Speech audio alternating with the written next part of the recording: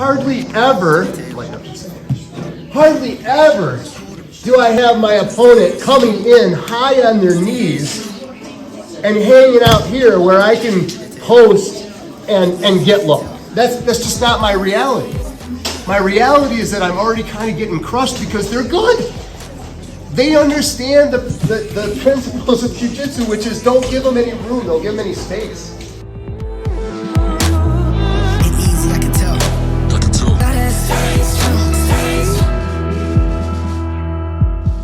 It's not going to go this smoothly when we enter into the live roll.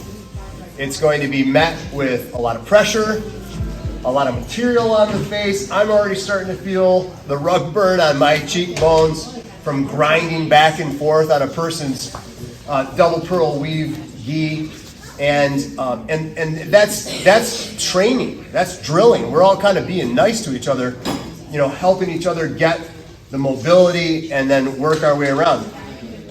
After we finish this last one, and I'm going to give you a bit of a caveat to this last level of this technique, we're going to start amping it up. We're going to start adding some pressure, some resistance from the person in north-south.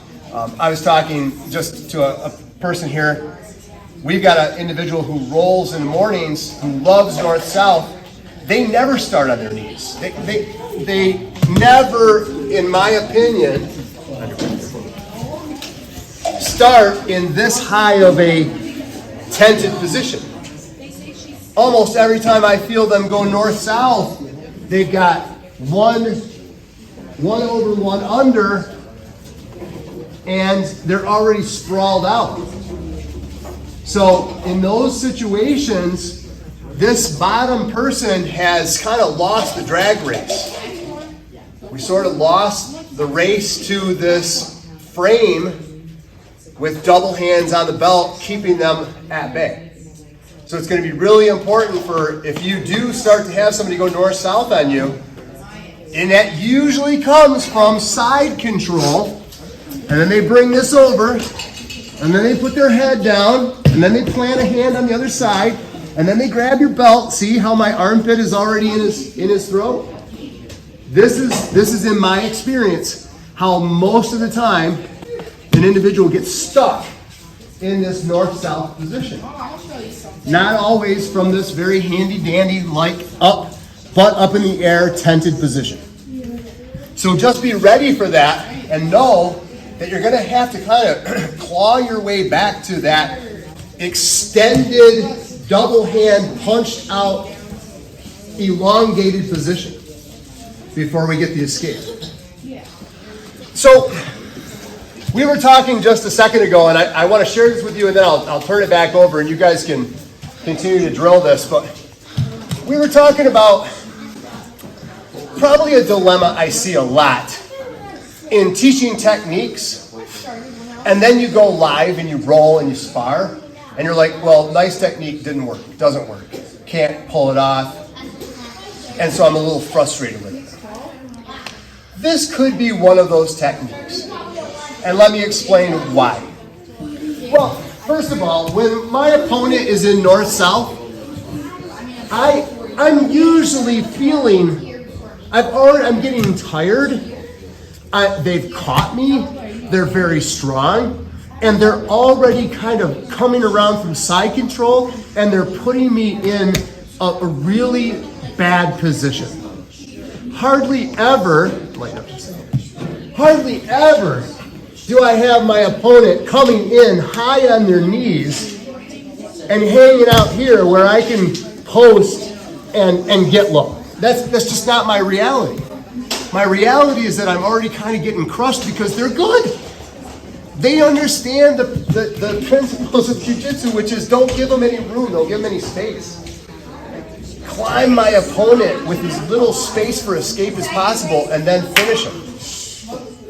So the goal here, you guys, as we move from the technical principles of this technique, is not to set you up for a disappointment.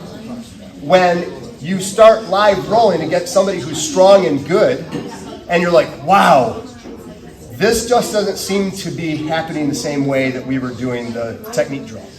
I know. it probably won't, unless you're with an extremely new person or whatever.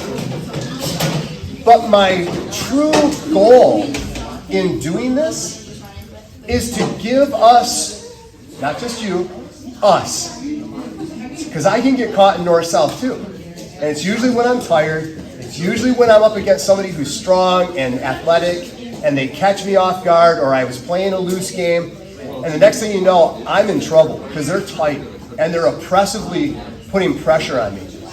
I'm trying to give you the flat screwdriver that gives you some tools for getting back to an escapable position. So in other words, if this guy's got one over and one under, I've got to grab this top arm and give myself some breathing room. Circulation room, really. Now from here, I've got my work cut out for me. Because what I really need to do is I need to get my hand on his belt, and now because he's got an over on this side, I've got to kind of work and swim and get back. Now I'm here. Now that could take 2, 3, 4 minutes to get here in real life. Now once I'm here, I can start trying my escape. But if at least the principles of what we're learning today can help you to start getting the top of the lid off the can and making some space, and then giving you the principal techniques, which are effective because they're using leverage. They're using leverage. That's the biggest one that I would say. It's not really timing per se, other than getting in front of it before they're smashing you. But it's really about leverage. It's really about extension and making space, and then using this huge lower half of your body to start torquing their arms to where they're losing their grip. And the next thing you know, you come all the way around and you can grab a leg, or you can slide back in, re-guard. You know, so I guess the goal is at least you've got a tool to survive this. But the only way to get good at it is to not be afraid to go against really strong, good people and get crushed sometimes. What's the worst thing that can happen? You're going to get tapped. Who cares? Who cares? They're making you better. But they're also going to help you become inoculated and immune to the north-south attack. And you will become really good at it. You'll become good at it because you'll learn to recognize that it's coming, and you'll prevent it, A, which is the best way to escape it, and B, if you start to get caught, you've got an actual practical technique to get out of it. So that's my pretense, or my title over the top of this. So as you start now drilling this and sparring and rolling, and you're like, I'm not getting out as well as I did when I was drilling. I know. It all kind of depends on a lot of things, but it's at least a right tool to use to start trying to get your escape ironed out. Make sense? Awesome. All right, let's have some fun with it. 1, 2, 3.